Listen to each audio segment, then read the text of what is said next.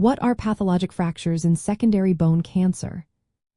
Imagine a bone that suddenly breaks without any major injury. That's what a pathologic fracture is. And like a typical fracture from falling or trauma, these happen because the bone has become weakened by disease. In secondary bone cancer, cancer cells have spread from other parts of the body into the bone, and this process can make the bone fragile enough to break with little or no force.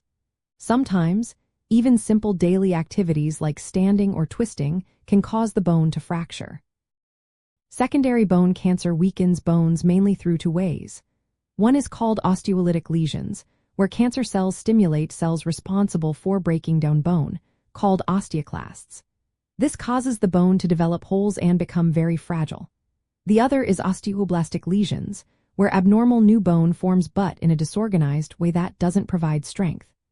Both types of damage make the bone less able to support the body, increasing the chance of fracture.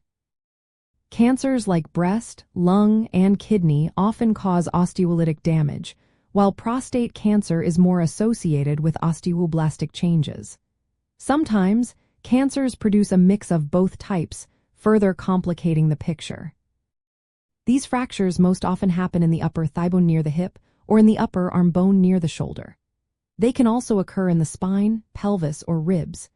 The fracture might happen suddenly, with no warning or after a minor bump or twist.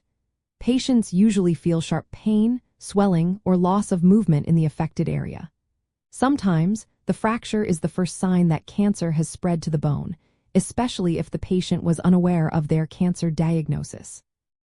A pathologic fracture is a serious sign of advanced disease. It indicates that the cancer has caused significant damage to the bone, which can severely impact a person's mobility and quality of life. Treating these fractures often involves surgery to stabilize or repair the bone, sometimes including joint replacement if the damage is extensive. The goal is to restore function and reduce pain. Because the underlying cancer is usually systemic, treatments like chemotherapy or radiation are also used to control cancer growth and prevent further bone damage. Diagnosing a pathologic fracture involves imaging tests like X-rays, which can show characteristic signs such as bone destruction or abnormal growth patterns. Sometimes, a biopsy is needed to confirm that cancer cells are present in the bone tissue. It's important for doctors to differentiate these fractures from regular breaks caused by osteoporosis or injury, as the treatment approach can differ. Understanding these fractures helps in managing the overall health of someone with secondary bone cancer. While they are a sign of advanced disease, prompt medical attention and appropriate treatment can help improve comfort and maintain mobility. If you or someone you know experiences unexplained bone pain or a fracture with little trauma, consulting a healthcare professional is essential for proper diagnosis and care.